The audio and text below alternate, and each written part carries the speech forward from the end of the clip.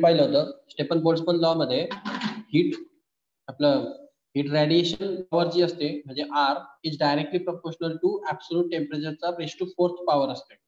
Okay, so याच्यामध्ये आपण proportionality constant टाकला होता तो म्हणजे सिग्मा. त्या सिग्माला आपण म्हणतो स्टेफन कॉन्स्टंट. त्या स्टेफन कॉन्स्टंटचं युनिट पण मी तुम्हाला सांगितलं होतं. करेक्ट? सो इथपर्यंत आला होता. सिग्मा म्हणजे स्टेफन कॉन्स्टंट असतो. Stefan constant. ओके, सो आता याच्यानंतर पुढे पहा. जर समजा आपण आता याच्यामध्ये थोडंसं व्यवस्थित टर्मिनॉलॉजी कन्सिडर केला, थोडंसं डिराईव्ह करतो मी याला क्वांटिटीला, तर माझं हे इक्वेशन जे आहे कोणचं, radiated power is equal to sigma into T raise to 4. Okay, याला इक्वेशन नंबर 1 कन्सिडर करतो मी. आणि आता पुढे थोडंसं अजून त्याचाच विचार करतो. मला माहिती आहे की हे रेडिएटेड पॉवर आर चा फॉर्म्युला काय असतो. आर म्हणजे काय असतो, radiated heat per unit area per unit time. म्हणजे काय असतं, रेडिएटेड पॉवर असते. क्लिअर? रेडिएट पॉवर म्हणजे काय, total radiate heat per unit area per unit time. Okay, so Q by AT is equal to R असतं. मग मी याला equation number 2 म्हणणार. सो मी जर ही इक्वेशन नंबर 2 ची व्हॅल्यू इक्वेशन नंबर 1 मध्ये सबस्टिट्यूट केली, म्हणजे आरच्या जागी मी हे सबस्टिट्यूट केलं, चालेल का? चालेल ना? सो मला काय रिलेशन भेटेल, मला रिलेशन भेटणार Q by AT is equal to sigma T raise to 4. समजला इथपर्यंत? नेक्स्ट, सो नेक्स्ट केस मध्ये आता हे झालं परफेक्टली ब्लॅक बॉडी साठीचं relation. Suppose perfectly black body नसेल आणि ऑर्डिनरी बॉडी असेल, ordinary body perfectly black body मध्ये इमिशन कोएफिशियंट जो असतो तो 100% असतो. इमिशन कोएफिशियंट म्हणतोय मी. इमिशन कोएफिशियंट 100% का असतो, कारण त्याचा ऍब्सॉर्प्शन कोएफिशियंट 100% असतो. म्हणजे ए आणि ई दोघी इक्वल असतात. ऍब्सॉर्प्शन कोएफिशियंट 1 असतो परफेक्टली ब्लॅक बॉडी मध्ये. ब्लॅक बॉडी मध्ये ऍब्सॉर्प्शन 100% होतं जवळपास. सो त्यामुळे त्याचं इमिशन पण 100% होतं. ओके, सो त्याचा इमिशन कोएफिशियंट पण 100% असतो. पण इमिशन किती होतं याला 100% मानून सॉल्व्ह करतो. पुढे आपण याची व्हॅल्यू 1 घेतल्यामुळे आपण त्याला ब्लॅक बॉडीच्या फॉर्म्युल्यामध्ये तो आपल्याला पाहायला भेटत नाही. पण समजा जर ऑर्डिनरी बॉडी असेल तर हे जे रिलेशन भेटलं तुम्हाला, R is equal to sigma T raise to 4. याच्यामध्ये इथं ई जो कोइफिशियंट असतो तो 1 असल्या कारणाने तो तुम्हाला दिसत नाही, कारण 100% इफिशियन्सी आहे. बट ऑर्डिनरी बॉडी मध्ये इथं तुम्हाला तो ई कन्सिडर करावा लागतो.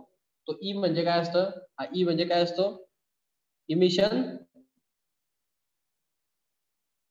Coefficient. Okay, emission coefficient ordinary बॉडीचा 0 पेक्षा लहान आणि 1 0 पेक्षा मोठा आणि 1 पेक्षा लहान असणार. ओके, सो 1 नसतो तो. 1 फक्त परफेक्टली ब्लॅक बॉडीचा येईल, कारण ऍब्सॉर्प्शन ज्याचा 100% त्याचं जे इमिशन 100% होऊ शकतं. ऑर्डिनरी बॉडीचं काही ऍब्सॉर्प्शन होतं, काही इमिशन होतं. सो तो ई कोएफिशियंट तुम्हाला इथं कन्सिडरेशन मध्ये घ्यावा लागतो ऑर्डिनरी बॉडीसाठी. सो ऑर्डिनरी बॉडीचं रिलेशन तुम्हाला अशा टाइपचं भेटेल. त्यामध्ये ई ऍड करायचा, तुम्हाला ऑर्डिनरी बॉडीचं रिलेशन भेटेल. समजलं? ब्लॅक बॉडीच्या याच्यामध्ये फक्त ई मल्टिप्लाय करा, तुम्हाला ऑर्डिनरी बॉडी भेटेल. त्याला इमिसिव्हिटी किंवा कोएफिशियंट ऑफ इमिशन म्हणतो आपण. इमिशन किती होणार हे सांगणारा तो फॅक्टर असतो. ओके, सो मग आता तुमचं जे रिलेशन आलं, रिलेशन आता या ठिकाणी समजा perfectly black body having absolute temperature T is kept in the surrounding which is at the lowest absolute temperature T not.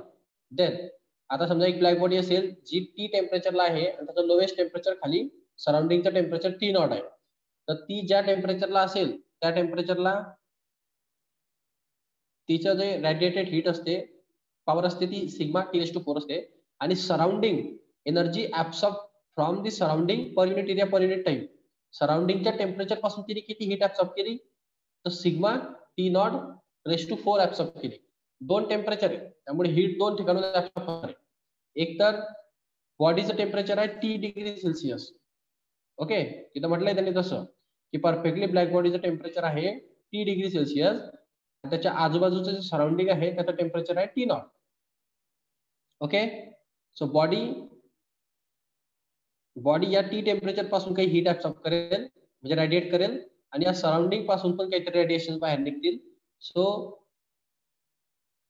T temperature पासून जे रेडिएशन बाहेर निघतात त्याच्या टेम्परेचर पासून ते सिग्मा T⁴ झाले आणि सराउंडिंगच्या टेम्परेचर पासून जे रेडिएशन बाहेर निघतात ते झाले सिग्मा T⁴. समजलं? ओके. Energy absorption. आता विषय असा आहे की किती हीट ऍक्च्युअली रेडिएट केली जाईल, तर किती हीट ऍक्च्युअली रेडिएट केली जाईल म्हणजे तुमच्या कन्सिडरेशन पास इथं असं आहे, एक ब्लॅक बॉडी आहे, ही ब्लॅक बॉडी आहे, या ब्लॅक बॉडीचं टेम्परेचर आहे टी आणि हे बाहेरचं टेम्परेचर आहे T0 सराउंडिंगचं. सो या ब्लॅक बॉडी टी टेम्परेचर ही बाहेर किती हीट रेडिएट करणार, रेडिएटेड पॉवर जी असेल याची, ही रेडिएटेड पॉवर याची असली पाहिजे सिग्मा T⁴. एवढी ती हीट रेडिएट करते आणि ही टेम्परेचर मध्ये ठेवलेली T0 टेम्परेचर असलेल्या सराउंडिंग मध्ये या ब्लॅक बॉडीला आपण प्लेस केलेलं आहे, बरोबर. तर ही ब्लॅक बॉडी किती हीट ऍब्सॉर्ब करते, तर या T0 कडून ही हीट ऍब्सॉर्ब करणार आहे काहीतरी सराउंडिंग कडनं. ओके. सराउंडिंग कडनं किती हीट ऍब्सॉर्ब करणार, सिग्मा T⁴ हीट ऍब्सॉर्ब करणार. हे डाऊट समजलं का? हा. तर मग आता त्याचा लॉस झाला ना काहीतरी, कारण एवढी हीट तो ऍब्सॉर्ब रेडिएट करत होता, एवढी हीट रेडिएट करत होता, बट एवढी हीट त्याने ऍब्सॉर्ब केली. सो एवढा त्याच्यामध्ये लॉस होईल कारण तेवढी हीट त्याला ओव्हरकम करावी लागेल. सो याच्यामध्ये त्यांनी टोटल ऍव्हरेज हीट किती रेडिएट केली याच्यामध्ये आपण कसं म्हणणार, त्याचा लॉस किती झाला actually, the net loss of energy by perfect black body per unit area per unit time is equal to, तो इतकी हीट रेडिएट करतो आणि एवढी हीट ऍब्सॉर्ब करतो, याच्यातला गॅप तो टोटल मिळून ऍव्हरेज पाठवेल. समजलं? समजलं का?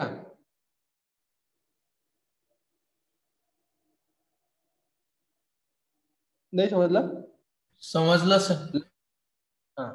तर मग या सबट्रॅक्शन करायची लागेल. मग याच्यातनं सिग्मा कॉमन काढा, मग T⁴ मायनस T⁴ असं तुम्हाला कॅल्क्युलेशन पाहायला भेटतं. असे न्यूमेरिकल्स तुम्हाला भेटतील पुढे. आता हे झालं ब्लॅक बॉडीसाठी. आता इथं जर ऑर्डिनरी बॉडी असली असती, समजा एक ऑर्डिनरी बॉडी आहे, ओके. सो ऑर्डिनरी बॉडी साठी काय, तर ऑर्डिनरी बॉडी किती हीट ऍब्सॉर्ब करणार, तर ई सिग्मा T⁴ एवढी हीट ते T⁴ हीट हे ऍब्सॉर्ब करते आणि हे रेडिएट किती करणार बाहेर, रेडिएशन असतो तिचं E sigma T⁴ heat radiate करते कारण या बॉडीचं टेम्परेचर टी आहे आणि बाहेरचं टेम्परेचर T0 आहे. समजलं का? याच्यामध्ये फक्त एक्स्ट्रा काय वाढलं, हा ई वाढला कारण ते ऑर्डिनरी बॉडी आहे. ओके.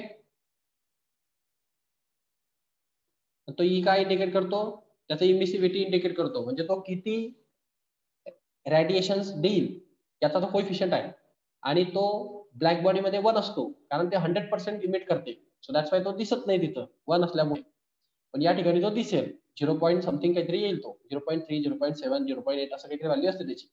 मग ते ऑर्डिनरी बॉडी मध्ये तुम्हाला कन्सिडरेशन मध्ये घ्यावी लागते. मग आता या ऑर्डिनरी बॉडीने किती हीट रेडिएट केली हे कसं काढणार, तो एवढी हीट रेडिएट करतो आणि एवढी तो ऍब्सॉर्ब करतो. या दोघांमधला जो डिफरन्स आहे तेवढी हीट तो ऍक्च्युअल मध्ये रेडिएट करतो. समजलं का? हो सर. समजलं? सो या दोघांमध्ये radiated heat, actual radiated heat sigma आणि ई कॉमन निघेल T⁴ मायनस T⁴ येईल actual radiated heat. Okay. So असं हे तुम्हाला समजलं पाहिजे थोडं. आता याच्यामध्ये समटाइम्स तुम्हाला काय केलं जातं, लॉस और gain of energy per unit area per unit time is proportional to the 4th power of the absolute temperature. आता हे तुम्हाला इथून समजलं पहा की जो काही लॉस असतो किंवा जे काही गेन असतो हीटचा, म्हणजे एक तर रेडिएटेड असतो किंवा ऍब्सॉर्प्शन असतो, दोघी सारखंच असतं ते. सारखंच ई आणि ए दोघं सेम असल्यामुळे ते रेडिएशन आणि ऍब्सॉर्प्शन सारख्याच प्रकारे होत राहतं. सो ऍब्सॉर्प्शन असो का रेडिएशन असो, ते जे आहे per unit area per unit time total एनर्जीचं ते प्रपोर्शनल असते कोणाला, टेम्परेचरच्या 4th पॉवरच्या प्रपोर्शनल असते. हे कोणी सांगितलं, स्टेफन बोल्ट्झमन लॉने सांगितलं. की हे जे तुमची रेडिएटेड पॉवर आहे, मग रेडिएटेड असो का ऍब्सॉर्ब पॉवर असो, ऍब्सॉर्प्शन किंवा रेडिएशन दोघं ठिकाणी टेम्परेचर रेस टू 4 असतं. म्हणजे तुमच्या ऍब्सोल्यूट टेम्परेचरच्या बॉडीच्या टेम्परेचरच्या रेस टू 4 एवढं तो ऍब्सॉर्ब किंवा इमिट करणार. सो आता इथं अशा टाईपच्या क्वेश्चन तुम्हाला समटाइम्स सीईटी मध्ये विचारले जातात की जर का मी ऍब्सोल्यूट टेम्परेचर ऑफ बॉडी जर डबल केली, म्हणजे मी जर सध्या समजा सुरुवातीला एक बॉडी होती, ही एक बॉडी होती परफेक्टली ब्लॅक बॉडी समजा, आणि ही दुसरी perfectly black body. Okay, body number 1 body number 2 perfectly black body PB आहे. ओके, सो हे जे पीबी आहे ही किती हीट रेडिएट करेल, तर हे हीट रेडिएट करेल एनर्जी हे आहे T⁴ च्या प्रपोर्शन आहे, बरोबर. आणि हे किती रेडिएट करणार, तर मी काय म्हटलं तुम्हाला की या बॉडीचं टेम्परेचर जर टी होतं तर या बॉडीचं टेम्परेचर मी टॉईस ऑफ टी करून टाकलंय, म्हणजे डबल करून टाकलंय तिचं टेम्परेचर. तर मग या सेकंड बॉडीने किती हीट रेडिएट केली पाहिजे, समजला क्वेश्चन?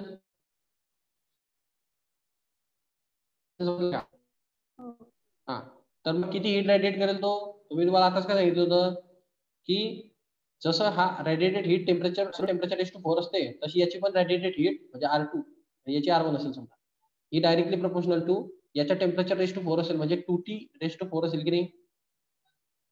मग याच्यातनं हा रेस टू 4 सेपरेट करतो, म्हणजे काय झालं ते रेडिएटेड सेकंडची radiated heat is directly proportional to 2⁴ into T⁴, बरोबर. मग आता मी असं म्हणू शकतो का की हे T⁴ म्हणजे पहिल्यावाल्याची रेडिएटेड हीट होती, म्हणजे मी याच्या जागी R लिहू शकतो का, लिहू शकतो R, म्हणजे पहिल्यावाल्याची रेडिएटेड हीट R1 T⁴ म्हणजे त्याची असते ना, आणि हे 2⁴ म्हणजे किती झाले 16, समजलं का. तर सेकंड वाली बॉडी जी असेल, सेकंड वाल्या बॉडीची रेडिएटेड हीट ही 16 असेल, 16 टाइम असेल पहिल्यावाल्या बॉडीच्या रेडिएटेड हीट पेक्षा, समजलं. तर हे आपल्याला असं सीईटी मध्ये अशा टाइपचे क्वेश्चन शॉर्ट मध्ये होतात, स्मार्ट क्वेश्चन. टेम्परेचर डबल केलं दुसऱ्या बॉडीचं तर त्याची रेडिएटेड पॉवर किती इन्क्रीज झाली, तर 16 टाइम्स इन्क्रीज झाली रेडिएटेड पॉवर. आधीच्या रेडिएटेड पॉवर पेक्षा नंतर वाल्याची रेडिएटेड पॉवर 16 टाइम्स ग्रेटर झाली. सपोज जरी तो कोणी म्हटलं की मी त्याचं टेम्परेचर हाफ केलं, तर मग काय होईल, ते 1/2 येईल, 1/2 चा रेस टू येईल असं, बरोबर की नाही. म्हणजे ते 1/16 टाइम कमी होईल उलट नंतर वाल्याची रेडिएटेड पॉवर. आलं का लक्षात. थाईस पण करू शकतो कोणी, मग थाईसचा म्हणजे 3 चा स्क्वेअर करायचा, म्हणजे ते 27 टाइम्स येणार. मग थाईस जर केला आपण तर 27 टाइम्स R2 असं 4 टाइम्स करून घ्यायचं त्याचं, जेवढं टाइम्स तुम्ही टेम्परेचर वाढवणार त्याच्या 4 टाइम्स ते कमी जास्त होत राहतं. ओके, सो ही गोष्ट लक्षात ठेवा. बाकी मग काही नाही, मग इथे चॅप्टरचं थेरॉटिकल पोर्शन सगळे संपतात आणि मग इथून फक्त सम्स राहिले, न्यूमेरिकल्स, ते न्यूमेरिकल्स पाहू आणि संपवू. आता मला सांगा कोणाला काही प्रॉब्लेम आहे याच्यामध्ये, थेरीमध्ये समजली थेरी व्यवस्थित तर न्यूमेरिकल समजतील, थेरी न समजली तर न्यूमेरिकल समजतात. पुढे पहा. सो याच्यामध्ये पहा, calculate the energy radiated in a 1 minute by a black body of surface area 200 centimetre square at 127 degree Celsius.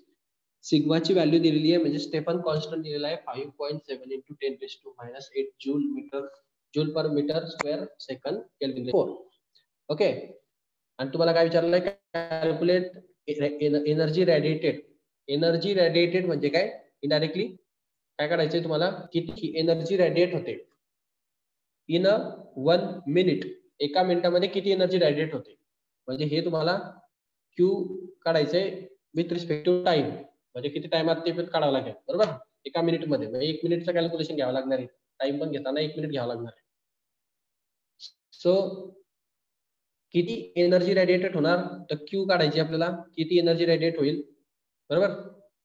आणि एका मिनिट मध्ये तर 1 मिनिट घ्यावं लागणार आहे, 60 सेकंद.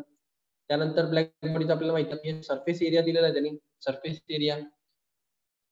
सो टाइम पण आपल्याला माहिती आहे, एरिया पण माहिती आहे, सिग्मा पण माहिती आहे, टेम्परेचर आहे का 127 डिग्री सेल्सिअस, सो टेम्परेचर पण माहिती आहे, सगळंच माहिती आहे आपल्याला. मग हे स्टेफन बोल्ट्झमनचं रिलेशन वापरायचं. स्टेफन बोल्ट्झमनचं रिलेशन काय म्हणतं, स्टेप पासून म्हणतो की perfectly black body R is equal to sigma T raise to 4 असते.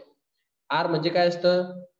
Heat energy radiated per unit area per unit time is equal to sigma T raise to 4 असते. हे डाऊट टीचर? बरोबर. आणि जर तुम्हाला एनर्जी रेडिएटेड काढायची असेल तर हे ए आणि टी तिकडे शिफ्ट करा, म्हणजे Q is equal to A T sigma T raise to 4 हा फॉर्म्युला भेटला. कळला फॉर्म्युला? फॉर्म्युला कळला का? हो. आता याच्यात व्हॅल्यू टाका, बस संपलं. सो हा तुमचा फॉर्म्युला आलेला आहे पहा इथं. हा कसा आला ते सांगितलं तुम्हाला मी. Sigma A T T raise to 4 हे स्टेप याच्यावरून आलेलं आहे ते. आणि मग तुम्हाला क्यू ची व्हॅल्यू काढायची आहे. तुम्ही काय करणार? व्हॅल्यू टाकणार फक्त घेताना हे ए एरिया 20 सेंटीमीटर स्क्वेअर दिलाय, त्याला मीटर स्क्वेअर मध्ये कन्वर्ट करा. कसं करणार? जेव्हा सेंटीमीटरला मीटर मध्ये करतात तेव्हा 10⁻² येत, आणि सेंटीमीटर स्क्वेअरला मीटर स्क्वेअर मध्ये करताना याला परत स्क्वेअर येईल, म्हणजे 10⁻⁴ येईल. समजलं का? हो सर. 10⁻⁴ ने मल्टिप्लाय करा, तुम्हाला मीटर स्क्वेअर मध्ये आन्सर भेटेल. सो एरिया मीटर स्क्वेअर मध्ये कन्वर्ट झालेला आहे. सो आफ्टर दॅट तुम्हाला टेम्परेचर दिले डिग्री सेल्सिअस मध्ये, त्याच्यामध्ये 273 ऍड करावं लागेल, तेव्हा ते केल्विन मध्ये भेटेल. ओके. सो 127 मध्ये 273 ऍड केल्यानंतर आपल्याला 400 केल्विन टेम्परेचर भेटतं. ओके. त्यानंतर 1 मिनिट म्हणजे किती सेकंद? 60 सेकंद. मग आपल्याकडे सगळे सिग्माची व्हॅल्यू आहे, एरिया पण आहे, टेम्परेचर पण आहे, टाइम पण आहे आणि टेम्परेचर पण आहे. सगळ्या व्हॅल्यू टाका. सो क्यू भेटून जाईल आपल्याला. ही तर सगळ्या व्हॅल्यू सबस्टिट्यूट केल्या पाहिजे. सो ही आहे सिग्माची व्हॅल्यू, ही आहे एरियाची व्हॅल्यू, ही आहे म्हणजे इथपर्यंत आहे एरियाची व्हॅल्यू, ही सेकंडची व्हॅल्यू, आणि ही आहे तुमचा T raise to 4. Okay. So त्यानंतर त्याचे कॅल्क्युलेशन करणार. तर हे 10⁻⁴ चा पहिले हिशोब लावा. 10⁻⁸ आणि 10⁻⁴ टोटल मिळून किती झाले? 10⁻⁻12 झाले. समजला? हो. ओके. हा. आणि त्याच्यानंतर हे 400चा म्हणजे 400चा रेस टू 4 येतो. याचा अर्थ काय असतो? हा 400 म्हणजे याचा अर्थ असा आहे की 4 × 10⁻² आहे ते. 400 म्हणजे काय? 4 × 10⁻² ना, त्याचा रेस टू 4 असं येते. म्हणजे हे 4 चा रेस टू 4 येणार, आणि हे 2 × 4 किती होऊन जाईल? 10⁻8 होऊन जाईल. करेक्ट? +8 येईल, +8. समजलं का? हो. मग आता हे +8 आणि हे इकडचे -8 हे कॅन्सल होऊन जाईल इथं. म्हणजे फक्त 10⁻⁴ उरले होते. 10⁻⁴ पण कॅन्सल होतील आरामात. हे पहा, या 60चं एक 0 आणि इथले हे 2 0, बरोबर? असे मिळून त्याच्याकडे 10⁻³ झाले, म्हणजे +3 झाले. +3 झाले का अजून? ठीक आहे, राहू द्या तेवढे बाजूला, काय अडचण नाही. हे 10⁻⁴ राहू द्या बाजूला, ते पाहून घेऊ नंतर त्याचं काय करायचं. मग 10⁻⁴ राहू द्या बाजूला. त्यानंतर तुम्हाला काय भेटलंय? हे 200 उरलेत, हे 60 उरलेत, इथं 4⁻⁴ उरलेत, आणि इथं 5.7 उरलेत. मग या 5.7चा एक पॉईंट सरकवण्याच्या बदल्या तुम्ही हे 10⁻² सरकवून घ्या. इकडे पहा, 10⁻ कॅल्क्युलेशन आधी करून घ्या. याचा एक पॉईंट इकडे सरकवला म्हणून काय होऊन जाईल? 10⁻⁻1 येईल. हा 10⁻⁴ तर आहेच, बरोबर? आणि हे याचे 2 0 आणि 1 0, म्हणजे याचा मिनिंग होऊन जातं 10⁻3. समजलं? समजलं का नाही हो, समजलं? समजलं सर. हा. सो त्याच्यानंतर काय भेटेल तुम्हाला? या ठिकाणी कॅल्क्युलेशन कसे भेटेल नीट लक्ष द्या. सो इथं 57 भेटेल, त्यानंतर 2 भेटेल, त्यानंतर 6 भेटेल, आणि त्यानंतर 4चा रेस टू 4 भेटेल. एवढंच भेटणार आहे, आणि बाकी उरलेलं हे सगळं आहे. आता याच्यामध्ये कसं राहिलं? याला इंटू, हे पहा, हे 3 आणि हे 4 याच्यातलं कॅन्सल होऊन जाईल, इथं -1 उरेल. सो -1 आणि -1 -2 झाले, म्हणजे 10⁻² उरले. काही डाऊट याच्यात? नाही ना? नाही सर. ओके हा. सो आता काय करा, हे पहा, हे 50, हे याला हे 6 to 12 होऊन जाईल इथं, 57 येईल, आणि हे 4/4 म्हणजे हे याचा आन्सर येतं 256 इंटू 10⁻², आणि मग याला मल्टिप्लाय करा, याला मल्टिप्लाय करून घ्या, याचं जे काय आन्सर येईल 2 डिजिट लेफ्टला सरकवा. हा लक्षात, 10⁻² म्हणजे तुम्हाला तुमचा आन्सर भेटून जाईल. क्लिअर?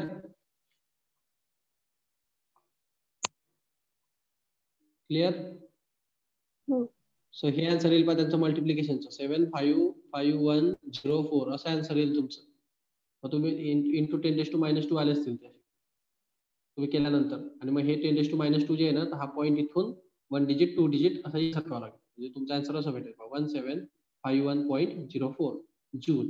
जूल का? कारण हे जूल मध्ये मोजतात. ओके,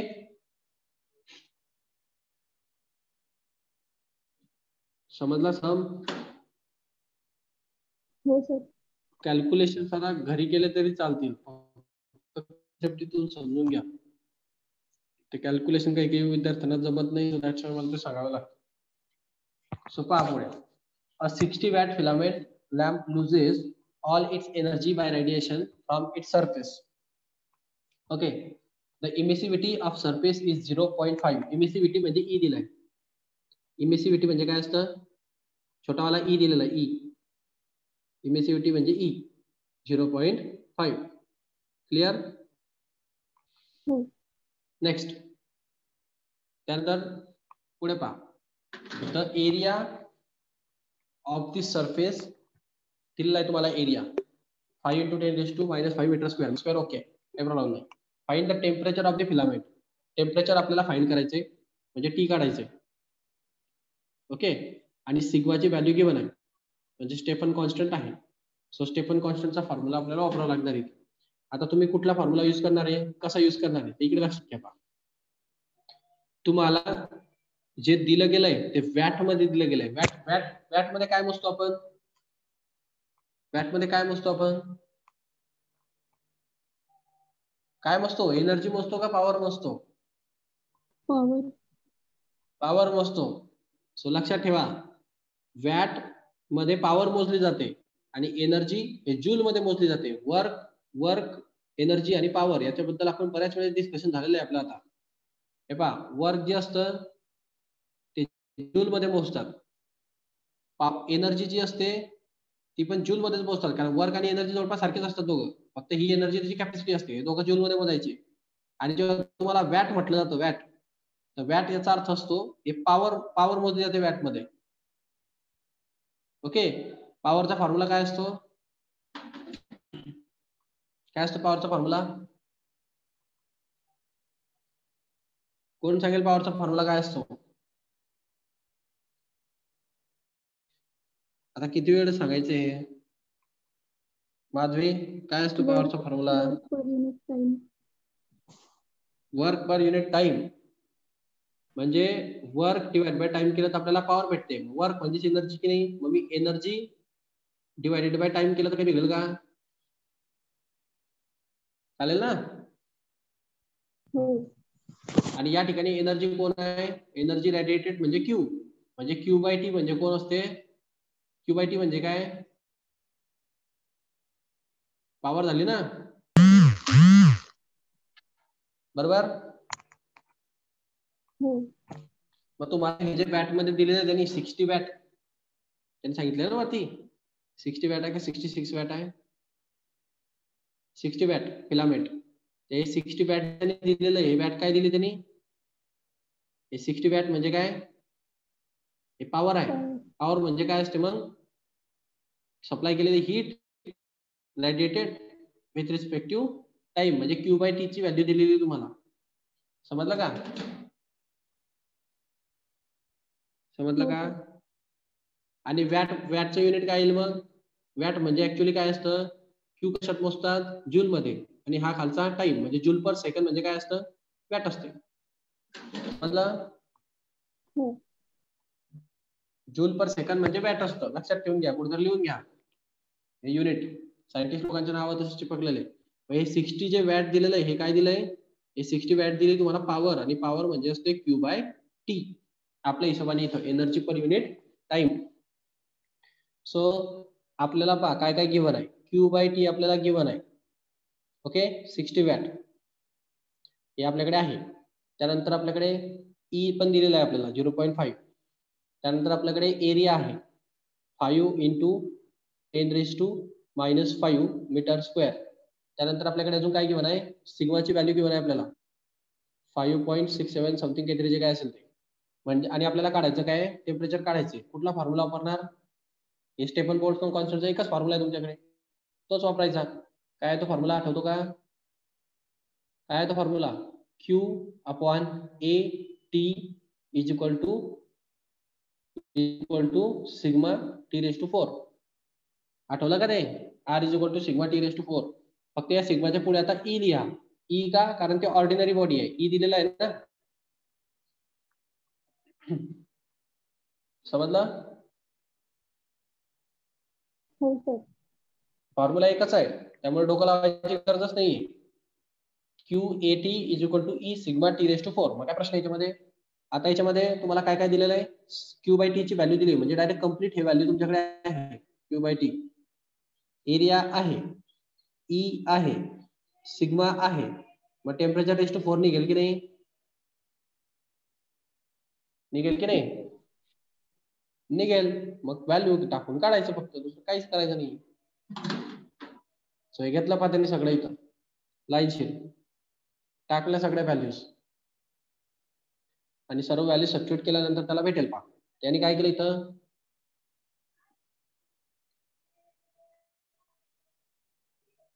हे पहा हे सगळं घेतलंय त्यांनी इथं असं लाईनशीर. आता तुम्ही जो फॉर्म्युला वापरला ना आपण, तोच फॉर्म्युला वापरायचा. काढून दाखवू का, काय येईल आपला फॉर्म्युला पहा. Q बाय टी, इथे एरिया होता, इथं होता सिग्मा ई, इथं होता सिग्मा, इथं होता टी रेस टू 4. मला काय काढायचं होतं, मला टी रेस टू 4 पाहिजे. मी हा सिग्मा आणि ई इकडे डिवाइड करेल, म्हणजे मला काय भेटणार, Q बाय टी. त्यानंतर हा खाली एरिया राहील इकडे, त्यानंतर इकडे इकडे इकडे ई पण येईल, आणि इकडे सिग्मा पण येईल, बरोबर. आणि इकडे 4 राहील, बरोबर. समजलं, समजलं का. हो सर. हे Q बाय टी ची व्हॅल्यू डायरेक्ट पाहिजे तुम्हाला 60, म्हणजे तुम्ही डायरेक्ट वरती लिहिणार पहा 60. ओके, डायरेक्ट इथं लिहिणार आपण 60. त्यानंतर एरिया दिलेला आहे तुम्हाला, एरिया दिलेला आहे 5 इंटू 10⁻⁻5. त्यानंतर ई ची व्हॅल्यू आहे आपल्याकडे 0.5. त्यानंतर आपल्याकडे सिग्माची व्हॅल्यू पण आहे. काय असते सिग्माची व्हॅल्यू, 5.67 इंटू 10⁻⁸. 5.67 इंटू 10⁻⁸. हे समजलं का, हे समजलं का. हो सर. मग याच्यातनं हे 10⁻⁵ आणि 10⁻8 यांचे प्लस होईल, आणि हे पॉईंट पण काढून टाका. हे 2 पॉईंट अजून याच्यात टाका, म्हणजे 10⁻10 होईल, -10 2 पॉईंट राईटला शिफ्ट केले तर, आणि याच्या पण एक पॉईंट इकडे सरकवून टाका, म्हणजे हा पण 10⁻6 होऊन जाईल, इथे वाढून जाईल. सगळे पॉईंट शिफ्ट केले मी राईटला. 10 आणि हा 6 किती झाले ते 16 झालेत ना, म्हणजे 60 divided by 5 into 5 into 567 into 10⁻16 झालंय ते. कळाला, हो. ते -16 वरती घेऊन या, म्हणजे +16 होऊन जाईल. ओके, म्हणजे काय आन्सर भेटणार आहे आपल्याला, आपल्याला असं भेटणार आहे पहा 60 इंटू 10⁻+16 होईल आता वरती आल्यानंतर, +16 डिवाइड बाय ते खालचे उरलेले 5, इकडचे 5 आणि इकडचा 5 6 7. ओके, सिम्प्लिफाय करा. 5 1 जा 5, तर हे कितीचा होईल, 5 6 जा 30 ना, म्हणजे इथं 12 जाईल ते, बरोबर. नंतर अजून डिवाइड होऊ शकतं का, होत नाही, समजा कमी होतं जरा. मग याचं मल्टिप्लिकेशन करून टाका डायरेक्ट आता. त्याला 3 ने डिवाइड होऊ शकतं का पहा बरं. 7 + 5 12 होतात. 12 आणि 6 होऊ शकतं 3 ने डिवाइड. सो याला 3 ने डिवाइड होऊ शकतं. याला 3 4 जा 12, 3 2 जा 6, 3 1 जा 3. मग त्याच्यानंतर पुन्हा किती झाले ते 26 झाले ना.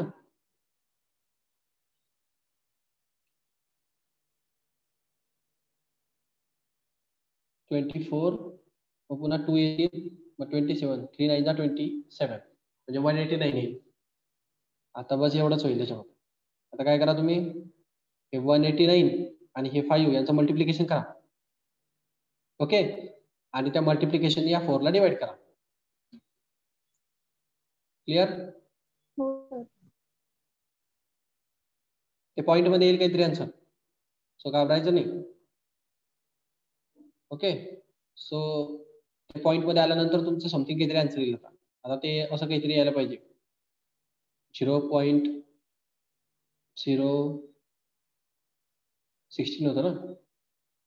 0.423 इंटू 10⁻16 असं आन्सर येईल तुमचा 4 ला डिवाइड केल्यानंतर. तर तुम्ही काय करणार, मी तुम्हाला काय सांगितलं, स्टँडर्ड फॉर्मॅट. स्टँडर्ड म्हणजे काय, हा डिजिट एका डिजिट नंतर असला पाहिजे.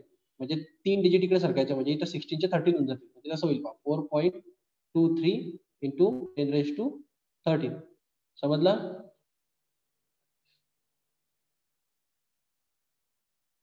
समजलं का? हो सर. हा, मग आता हे जे आलं तुमचं, हे आलेलं आहे तुमचं कशाचं आन्सर, T⁻4 चा आन्सर आला. हे म्हणजे टेम्परेचर (4). आपल्याला काय करावं लागणार आहे, याचा जर हा T⁻4 काढायचा असेल, याचा 4th रूट घ्यावा लागेल ना. हो. 4th route 1/4. करेक्ट? हो सर. हा, मग आता 4th रूट कसं घ्यायचं ना, इकडे लक्ष द्या बा. आता आपण हे जे रेस टू आहे, याचा हा 13 आहे की नाही, याला थोडंसं कमी करून टाकतो, एक डिजिट इकडे सरकवतो, म्हणजे हा 12 होऊन जाईल. बरोबर, म्हणजे 12 ला या 4 ने डिवाइड करता येईल. सो मी असं लिहिलं पाहिजे, T = 42.3. एक डिजिट तिकडे सरकवला म्हणजे तो 12 होऊन जाईल. T10⁻12 होऊन जाईल, आणि त्याचा (1/4) घ्यायचा आहे आपल्याला, म्हणजे 4th रूट. मग हा () याला पण भेटणार, याला पण भेटणार, म्हणजे आपल्याला 42.3 चा (1/4) काढावा लागेल, आणि इंटू 10⁻12 चा (1/4) येईल. म्हणजे काय होणार इथं, हा 4 1 जा 4, 4 3 जा 12 होईल, म्हणजे 3 उरणार. म्हणजे आपल्याला उरणार 10⁻3 बाजूला, आणि याचं तुम्हाला लॉगने काढावं लागणार. समजलं? हो सर. लॉगने काढा, ते लॉगने काढा. त्या लॉगचा आन्सर इथं लिहा, अँटी लॉग घेऊन, आणि हे टेम्परेचर. So finished. केलं. ओके.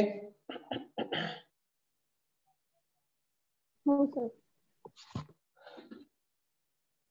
कॅल्क्युलेशन घरी करा, प्रॅक्टिस मध्ये. कॉन्सेप्ट समजला असेल तुम्हाला, calculation. So the concept number, question number 3 कडे आपण.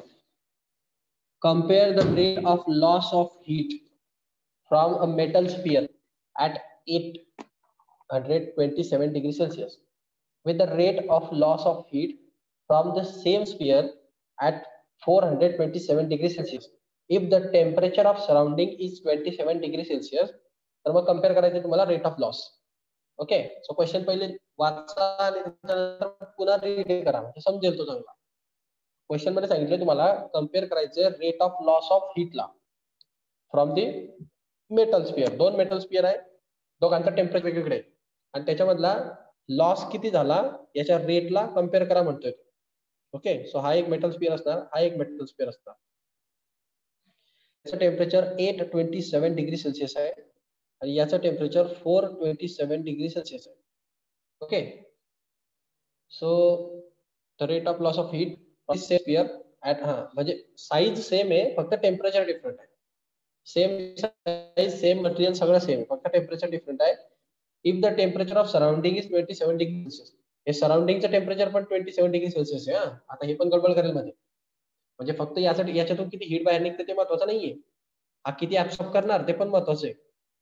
आठवला का तो फॉर्म्युला ऍब्सॉर्प्शनचा सांगितला होता पहा टी नॉटचा, आठवलं का? हो सर. टी नॉटचा आठवला? हा, तर ते म्हणजे ही जर बॉडी 1 असेल आणि जर ही तीच म्हणजे तीच बॉडी ते कंडिशन नंबर 1 कंडिशन नंबर 2, तर याच्यामध्ये हे टेम्परेचर टी नॉट मानलं जाईल आणि याचं टेम्परेचरला टी मानलं जाईल. सो याला T1 म्हणा आणि याच्या टेम्परेचरला T2 म्हणा. सो T1 आणि टी नॉटचं एकदा रिलेशन काढायचं, T2 आणि टी नॉटचं एकदा रिलेशन काढायचं आणि मग दोघांचा रेशो घ्यायचा, म्हणजे दोघांचं डिव्हिजन करायचं R चं आणि मग तुम्हाला तुमचा आन्सर भेटून जाईल. म्हणजे क्वेश्चन कडे पहा, आता नीट समजून सांगतो. आता काय होणार आहे इथं, समजा ही जी पहिली बॉडी होती ही तेच बॉडी आहे समजा T1 कंडिशन आणि T2 कंडिशनची. ओके, आता हे बाहेरचं टेम्परेचर टी नॉट आहे किती, ते 27 डिग्री सेल्सिअस. हे मधलं टेम्परेचर किती आहे, 827 डिग्री सेल्सिअस. याला केल्विन मध्ये कन्वर्ट करा. सो एक केल्विन मध्ये T1 T2 आणि टी नॉट तिघची डिग्री त्यांनी आधी सुरुवातीला केल्विन मध्ये कन्वर्ट केली. इथलं 427 डिग्री सेल्सिअस आपण केल्विन मध्ये कन्वर्ट केलं. सो त्याला काय भेटलं, त्याला हे पहिल्या बॉडीचं टेम्परेचर भेटलंय T1, हे टेम्परेचर भेटलंय त्याला 1100 केल्विन, बरोबर. आणि हे सराउंडिंगचं जे टेम्परेचर आहे म्हणजे टी नॉट सराउंडिंगचं टेम्परेचर भेटणार त्याला 300 केल्विन, करेक्ट. आता ही बॉडी जी आहे ही पहिलीवाली बॉडी ही सराउंडिंग करणं काहीतरी ऍब्सॉर्ब करेल, बरोबर, आणि ही स्वतः काहीतरी रेडिएट करेल. तर याच्यातनं किती लॉस होतो हे कसं काढणार तुम्ही, तर त्यांनी रेडिएट किती केलेली असते, रेडिएट केलेली असते ई घ्यावं लागेल, कारण ती बॉडी त्यांनी परफेक्टली ब्लॅक बॉडी हा शब्द वापरलेला नाही, त्यांनी तसा शब्द वापरलेला नाही perfectly black body. So that's why आपल्याला ती ऑर्डिनरी बॉडी म्हणून कन्सिडर करावी लागते. सो ई, त्याच्यानंतर सिग्मा, त्याच्यानंतर काय घ्यावं लागलं आपल्याला, त्या एरिया पण येईल समजा त्याच्यामध्ये, पण तो एरिया नाही घेतला तरी चालेल कारण बॉडी एकच आहे, म्हणजे स्पियर एकच आहे ना, एकच डायमेन्शनचा आहे. तो एरिया काढून टाकला तरी चालेल. ई सिग्मा, त्याच्यानंतर T1 एवढी हीट तो म्हणजे एवढी तो बाहेर टाकतो. एरिया जरी घ्या घेऊन टाका, एरिया सेमच बॉडी आहे, काय अडचण. सो ई सिग्मा ए T4 एवढी हीट तो बाहेर टाकतो, रेडिएट करतो, आणि तो किती ऍब्सॉर्ब करणार, तो ऍब्सॉर्ब करणार E sigma area T0 heat absorb करतो. आलं का लक्षात, समजलं का, हे समजलं का?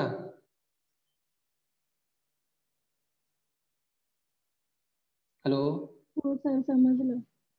हा, हे फॉर्म्युलेत वरती आता शिकवले मी 2 मिनिटापूर्वी, आजच्या लेक्चर मध्ये झाले. सो या दोघांचं सबट्रॅक्शन म्हणजे त्यांनी ऍक्च्युअल लॉस केलेली हीट आहे, कारण एवढी तो ऍब्सॉर्ब करून घेतली, हे मायनस करावी लागेल ना, म्हणजे या हीट मधनं हे हीट मायनस करायची, तेव्हा तुम्हाला ऍक्च्युअल त्यांनी लॉस किती केला ते समजेल. मग तुम्हाला इथं कसं दिसेल पाहते, सिग्मा ई ए T1 मायनस सिग्मा ई ए T0 याच्यात काय कॉमन निघेल, लॉस केलेली हीट आहे सर्वची R1 हीट, समजा पहिल्या कंडिशन मध्ये हीट लॉस होणारी हीट, मग ही काय येणार सिग्मा ई ए कॉन्स्टंट आहे, सो ते बाहेर निघणार सिग्मा ई ए, आणि मध्ये उरणार तुमचं T1 मायनस T4. समजलं, हे एवढी हीट तो पहिली बॉडी लॉस करेल. Clear clear. हो. सेम वे नाही, सेमच बॉडी आहे, सेमच सगळे, फक्त टेम्परेचर डिफरंट आहे. दुसरी बॉडी पण अशीच एवढीच हीट रेडिएट करणार आहे दुसरी बॉडी पण, काही फरक नाही पडणार आहे. मग R2 तुम्ही डायरेक्ट इथून लिहून घ्यायचं, सिमिलरली टाकून द्यायची. सिमिलरली R2 पण अशीच असेल, सिग्मा ई ए, फक्त इथं T2 टेम्परेचर येईल कारण ते T2 टेम्परेचर आहे त्याचं, आणि हे T0 दोघांसाठी सेम असणार. अलग लक्षात, अलग लक्षात. हो सर, आलं. हा, आता या दोघांचा रेशो घ्या, कम्पेअर करायला सांगितलंय त्यांनी, हीट लॉस किती झाला, कसं झाला कम्पेअर करा. मग कम्पेअर करा R1 चा आणि R2 चा. R1 म्हणजे पहिल्याची हीट लॉस आहे, R2 म्हणजे दुसऱ्याची रेडिएटेड पॉवर आहे. ओके, R1 म्हणजे पहिल्याची रेडिएटेड पॉवर आहे. सो पहिल्याची रेडिएटेड पॉवर डिवाइड बाय दुसऱ्याची रेडिएटेड पॉवर करू आपण. दोघांचा रेशो घेतल्यानंतर आपल्याला समजून जाईल. मग दोघांचा रेशो घ्या, दोघांचा म्हणजे या दोघांचा रेशो घ्यायचा. मग रेशो घेतल्यानंतर आपल्याला काय भेटेल, पहा काय भेटतं, R1 divided by R2 is equal to sigma EA. R1 ची व्हॅल्यू काय होती, T1⁴ minus T0⁴ divided by sigma EA T2⁴ minus T0⁴. Okay, so याच्यामध्ये सिग्मा सिग्मा E कॅन्सल होऊन जाईल. फक्त काय होणार, R1 बाय R2 म्हणजे रेशो ऑफ रेडिएटेड पॉवर किंवा loss of heat is equal to T1⁴ minus T0⁴ divided by T2⁴ minus T0⁴. समजलं, समजलं का? हो सर. आता T1 T0 T2 T0 या सर्वांच्या व्हॅल्यू तुमच्याकडे आहेत, टाकून द्या, सर्वांच्या व्हॅल्यू सबस्टिट्यूट करायचं आता इथं. T1 ची व्हॅल्यू किती तुमची 1100⁴ मायनस T0 म्हणजे 300⁴ डिवायडेड बाय हे 700⁴ मायनस 300⁴. याला सॉल्व्ह करायचं. ओके,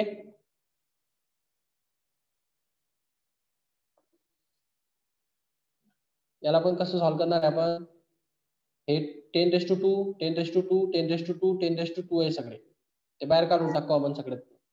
म्हणजे काय निघेल पाहते, असं निघेल पाहते, 11 इंटू 10⁻² लिहू शकतो का मी याला, 4⁻4 होऊन जाईल तो, मायनस म्हणजे असं होईल पाहते, 3 इंटू 10⁻², 4⁻4 डिवायडेड बाय इथं काय खाली 7 इंटू 10⁻², 4⁻4 आणि मायनस 3 इंटू 10⁻², 4⁻4.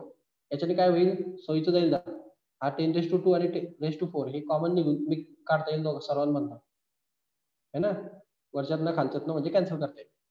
मी काय करतो मग, हा ⁴ 11 ला देतो, हा ⁴ 3 ला देतो, ⁴ 7 ला देतो, ⁴ 3 ला देतो. सो काय झालं, 11⁻4 इंटू 10⁻2 जा 8 झाले, बरोबर, मायनस 3⁻4 इंटू 10⁻8 झाले डिवायडेड बाय 7⁻4 इंटू 10⁻8 झाले मायनस 3⁻4 इंटू 10⁻8 झाले. याच्यातनं हा 10⁻8 कॉमन निघेल, वरच्यातनं हे इथून कॉमन निघणार जो या ब्रॅकेटच्या बाहेर निघेल आणि 10⁻8 कॉमन निघेल, इथनं पण हा 10⁻8 कॉमन निघेल, ब्रॅकेटच्या बाहेर निघेल आणि 10⁻8 कॉमन निघेल, हा 10⁻8 आणि हा 10⁻8 समजेल. सो तुम्हाला काय भेटलं फक्त 11⁻4 मायनस 3⁻4 डिवाइड बाय 7⁻4 मायनस 3⁻4. आता एवढ्या याला सॉल्व्ह करा, जमेल आता, हो सर. जमेल, तेवढा जो रेशो येईल तेवढा राहू द्या, संपला क्वेश्चन. आणि जो लास्ट क्वेश्चन या चॅप्टरचा तुमच्या याच्यामध्ये तो असा आहे पहा, फॉर्म्युले खूप इझी आहेत, फक्त अंडरस्टँडिंग लेवल चांगली ठेवायच्या मध्ये. Assuming that the temperature of the surface of the sun is 6000 Kelvin, find out the size of the virtual star in terms of the size of sun. Sunच्या कंपॅरिझन मध्ये सांगायचे त्याला. So whose the surface temperature is 3000 Kelvin and the power radiated by the virtual star is 25 times the power radiated by the sun. Treat both the sun and virtual star as a black body. म्हणजे दोघांना black body consider करायचं, म्हणजे E चा काही संबंध येणार नाही. तो जो ई येतो ना, इमिशन कोएफिशिएंट, ई इथं 1 असेल, तो काही प्रश्न येत नाही, एक काम वाचला. ओके, सो याचं काय म्हणणं आहे, सन आहे आणि एक स्टार आहे, या सनचं जे टेम्परेचर आहे ते 6000 केल्विन आहे, आणि हे जे स्टार आहे सन आहे हा, आणि हा इथे एक स्टार असणार. हे स्टार आणि सन दोघं ब्लॅक बॉडी म्हणून काम करतील. या स्टारचं टेम्परेचर आहे 3000 केल्विन. ओके, त्याचं म्हणणं आहे की power radiated by virtual star is 25 times.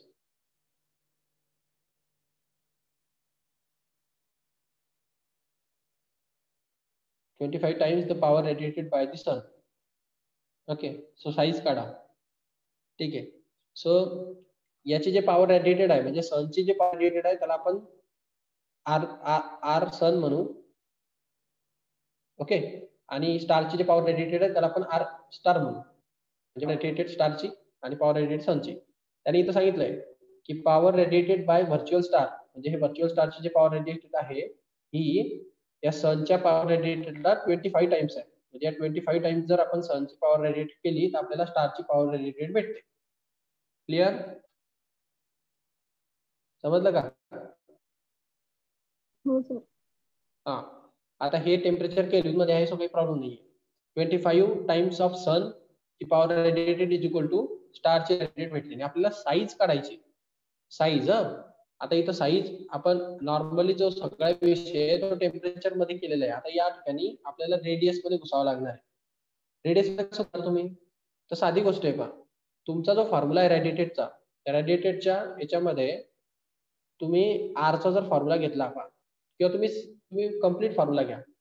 Complete formula काय आहे? स्टेफनचं रिलेशन काय आहे? स्टेफन बोल्ट्झमनचं आहे Q upon A T is equal to sigma T raise to 4. Okay, आता दोनही स्टारचा सिग्मा सेमच राहील, सो सिग्मा द्यायची गरज नव्हती पडली. पण त्याच्यामध्ये हा जो एरिया आहे ना, या एरिया मधून आपल्याला रेडियस काढता येईल त्या स्पिअरची, कारण त्यांनी साईज काढायला सांगितली. म्हणजे काय काढायला सांगितली? साईज काढायला सांगितली म्हणजे काय काढायला सांगितली? रेडियस काढायला सांगितली ना. रेडियस. हा, रेडियस कुठून भेटणार तुम्हाला? एरिया मधनं भेटणार. स्पिअरचा एरिया काय असतो? ते स्पिअर आहे दोघंचे दोघं. स्पिअरचा एरिया काय असतो? स्पिअरच्या एरियाचा फॉर्म्युला काय असतो? 10वीला झालाय ना रे. स्पिअरच्या एरियाचा फॉर्म्युला काय असतो?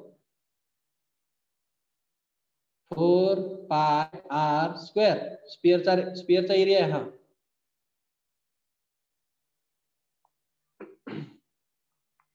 समजलं का? हा, आणि त्यांनी ते रेडियस कोणाच्या कंपॅरिझन मध्ये विचारली आहे? सनच्या रेडियसच्या कंपॅरिझन मध्ये विचारली आहे. म्हणजे सनच्या रेडियसला आर एस म्हणायचं आणि सनची रेडियस वेगळी, स्टारची रेडियस वेगळी, अशा दोघांना वेगळे नाव द्यायचे. सो या ठिकाणी या एरियाच्या जागी आपण फक्त 4 पाय आर स्क्वेअर टाकणार. का? कारण आपल्याला रेडियस पाहिजे म्हणून. आपल्याला एरिया नाही पाहिजे, आपल्याला रेडियस पाहिजे. समजला क्वेश्चन? एवढंच फक्त डोकं चालवायचं याच्यावर, असं काही नाही. मग आता काय करणार मी पहा असं घेणार, ते सन पासून किती हीट रेडिएट होते ते पहिले घेणार मी, कारण मला रेडिएटेड हीटचं रिलेशन माहिती आहे एकमेकांमध्ये. कारण मला एवढं माहिती आहे की सनचं जो रेडिएटेड हीट असते 25 ने मल्टिप्लाय केलं की आपल्याला स्टारची रेडिएटेड हीट भेटते. माहिती की नाही हे आपल्याला? सो सनची रेडिएटेड हीट काढतो, स्टारची रेडिएटेड हीटचा फॉर्म्युला काढतो आणि ते याच्यामध्ये टाकतो, म्हणजे मला काही ना काहीतरी रिलेशन भेटेल. समजला? सो सनच्या रेडिएटेड हीटचा फॉर्म्युला काय असेल? काय असेल सनच्या रेडिएटेड हीटचा फॉर्म्युला? पॉवर रेडिएटेड म्हणजे आर. काय असेल आर? आता सांगितलं ना, Q अपॉन एरिया आणि हा time is equal to sigma T raise to 4. आता याला जर सन करायचं झालं तर सनला कसं करणार तुम्ही? तर सनची हीट, सनचा एरिया, सनचं टाइम तर टाइम दोघांचं काय, आणि सनचं टेम्परेचर. समजला? सो आता याच्यातनं काय करा, या एरिया तुम्ही काय टाकणार? 4 पाय रेडियस कोणाची? सनची, सनचा स्क्वेअर. अशा टाका व्हॅल्यू इथं. आता याच्यातनं थोडंसं तिकडे शिफ्ट करा, म्हणजे आर ची व्हॅल्यू. ओके, आता दोघांच्या व्हॅल्यू काढा तुम्ही. आता power radiated by virtual star, तर व्हर्च्युअल स्टार मध्ये किती पॉवर रेडिएट होणार हे कसं काढणार तुम्ही? तर दोघांच्या याच्यामध्ये रिलेशन टाकायचे तुम्हाला, बरं. म्हणजे पॉवर स्टारची आणि पॉवर सनची यांच्यामध्ये 25चं रिलेशन आहे. याच्यात पॉवर काढा. पॉवर म्हणजे काय असते? एक Q बाय टी, ही म्हणजे पॉवर असते ना. तुम्हाला पॉवरचं रिलेशन दिलंय ना, आर आर आर म्हणजे पॉवर. सो पॉवरचं रिलेशन दिले तुम्हाला. सो या पॉवरचं रिलेशन काढा इथून, म्हणजे एवढ्याला पॉवर होणार, हा एरिया आहे ना, हा इकडे मल्टिप्लाय करा. सो तुम्हाला इथून भेटणार पॉवर कुणाची, सनची, radiated power is equal to हे 4 पाय रेडियस ऑफ सन चा square into sigma into temperature सनचं रेज टू 4. समजलं? समजलं का? हो सर समजलं. आता स्टारचं कसं काढणार? स्टारचं पण तसंच आहे, Q by A T. Star पण तेवढ्या स्पिअरचाच आहे, त्याचं पण ब्लॅक बॉडीच आहे आणि त्याचं पण टेम्परेचर रेज टू 4च असणार. पण याच्यामध्ये स्टारचं कसं राहील, समजा स्टारच्या याला आपण स्टार लिहू, इथं स्टार, इथं पण स्टार येईल, इथं पण स्टार येईल, बरोबर. या एरिया स्टारला काय येणार, 4 पाय रेडियस स्टारची त्याचा स्क्वेअर. सो तुम्हाला हे क्यू बाय टी म्हणजे तुमची पॉवर असते, मग तुम्ही एरिया तिकडे मल्टिप्लाय करून घेणार, म्हणजे तुमची पॉवर जी भेटली स्टारची, तर स्टारची पॉवर भेटणार हे 4/3 4 पाय रेडियस कोणाची, स्टारची, त्याचा स्क्वेअर इंटू हा सिग्मा इंटू टेम्परेचर स्टारचं त्याचा रेज टू 4. क्लिअर? एवढी पॉवर तो रेडिएट करेल. काही डाऊट याच्यात? नाही सर. आता दोघांचं रिलेशन तुम्हाला माहिती होतं की सनची पॉवर ला 25 ने मल्टिप्लाय केलं की आपल्याला पॉवर भेटते कुणाची, स्टारची. तर या रिलेशन मध्ये घ्या आणि टाकून द्या व्हॅल्यू. ओके, इथं तो फॉर्म्युला टाका सनचा, इथं टाका फॉर्म्युला स्टारचा, तुम्हाला हे रिलेशन बरोबर तुम्हाला आन्सर देऊन टाकेल. सुरुवातीला मी काय करतो, 25 बाजूला काढतो, सन इकडे डिवाइड करून घेतो. समजलं? म्हणजे मला असं भेटेल पहा, 25 is equal to power of star divide by power of sun. चालेल असं लिहिलेलं? हो सर. आता मी याच्यामध्ये व्हॅल्यू सबस्टिट्यूट करतो पहा. व्हॅल्यू सबस्टिट्यूट केलं तर काय भेटेल, पॉवर ऑफ स्टार काय होती, power star 4 pi R of star radius स्टारची त्याचा स्क्वेअर, त्याच्यानंतर सिग्मा, त्याच्यानंतर टेम्परेचर स्टारचं त्याचा रेज टू 4. आणि याच्या खाली पण तेच होतं, 4 पाय सनचं पहा, सनचं रेडियस ऑफ सन चा square into sigma into temperature कोणाचं, सनचं, त्याचा रेज टू 4. ओके, सो काय होईल, 4 pi get cancel, sigma get cancel. So तुम्हाला रेशो भेटणार आहे पहा, रेडियस ऑफ स्टारचा स्क्वेअर बाय रेडियस ऑफ सनचा स्क्वेअर इंटू टेम्परेचर ऑफ स्टारचा रेज टू 4 आणि टेम्परेचर ऑफ सनचा raise to 4 is equal to 25. हे 25 ना? क्लिअर?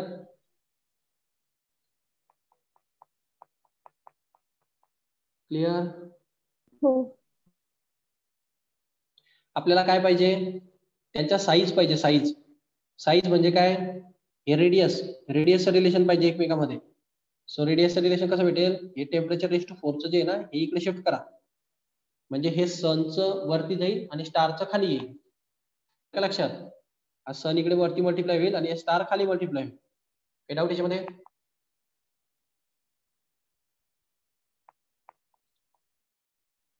नाही सर. ओके, सो आता काय भेटेल पाहिजे,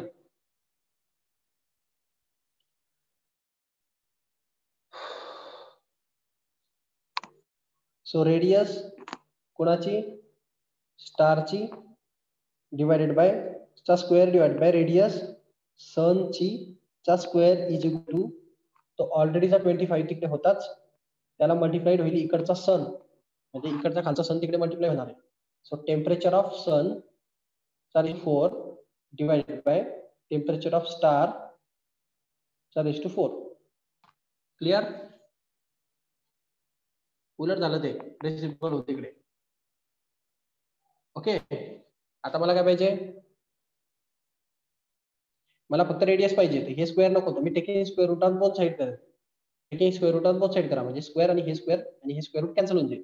म्हणजे तुम्हाला इथं काय भेटणार, तुम्हाला भेटणार इथं रेडियस स्टारची आणि रेडियस सनची इज इक्वल टू या 25चा स्क्वेअर रूट येतं 5, त्यानंतर हे t⁴ होते, सो स्टारचं नाही सनचा स्क्वेअर होऊन जाईल कारण तो स्क्वेअर रूट झालं, आणि इथं पण टेम्परेचर स्टारचं स्क्वेअर होऊन जाईल. क्लिअर? हो सर. क्लिअर? आता सनचं टेम्परेचर किती होतं? 6000 होतं, बरोबर. सो इथं टाका ते व्हॅल्यू. सो काय भेटेल बा तुम्हाला? Radius of star divided by radius of sun is equal to हे 5 इंटू हे 6000 चा स्क्वेअर डिवाइडेड बाय 3000 चा स्क्वेअर. सो सिम्प्लिफाय करायला, ओके. सो काय येईल सिम्प्लिफिकेशन?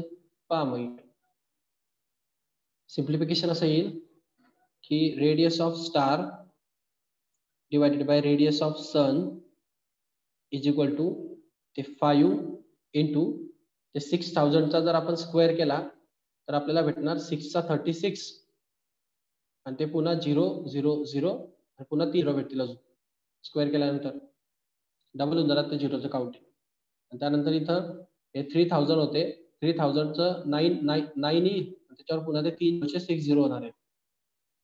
समजलं? रेस टू स्क्वेअर केल्यानंतर, आणि मग हे 0 हे 0 हे 0 हे 0 हे 0 आणि हे 0 कॅन्सल होऊन जाते सर्व वरचे खालचे. त्यानंतर 6 ने 36 ला डिवाइड होतं का?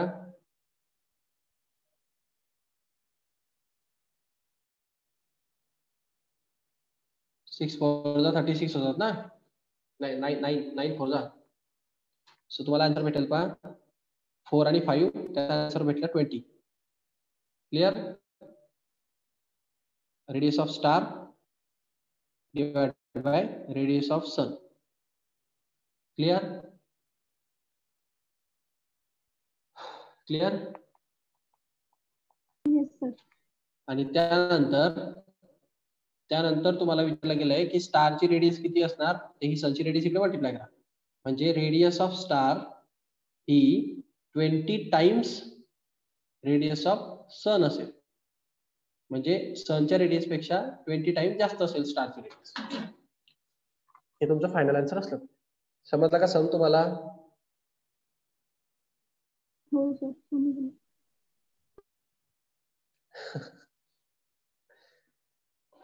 ओके.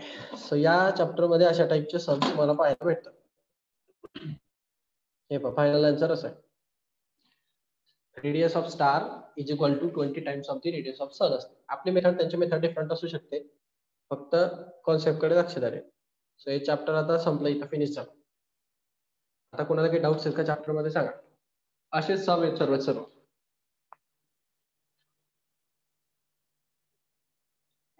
ओके.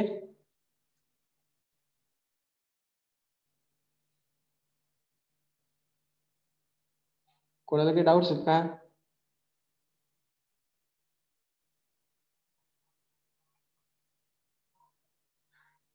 ठीक आहे, थांबू आपण इथं. 210 ला नाही 215 ला जॉईन करा मग मॅथ्स साठी. ओके. कितीला?